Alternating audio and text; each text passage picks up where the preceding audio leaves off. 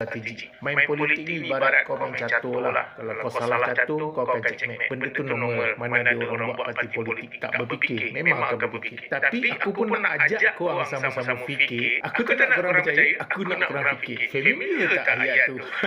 Kita tengok sejarah kejap. Bila orang kata sebenarnya bukan PAS yang khianat Pakatan Rakyat. Lebih kurang macam tu lah. Kita tengok balik ke belakang masa zaman arwah Nik Aziz masih hidup. Kenapa aku tahu cerita ni? Sebab masa aku belajar universiti dulu, memang aku aktif dengan politik. Jadi secara tak langsung aku kena faham lah situasi politik nasional kan. Sebab aku pernah bertanding untuk Majlis Perwakilan Pelajar. Jadi aku kena ambil tahu pasal hal politik negara. Jadi apa yang aku nampak pada ketika itu, masa zaman arwah Nik Aziz masih hidup, ada orang-orang yang mengatakan PAS nak bergabung dengan UMNO. Lah yang Nik Aziz kata nak ludah apa semua itulah. Mula-mula orang ingat benda tu sekadar pembohongan ataupun sekadar khabar angin. Rupanya bila lepas daripada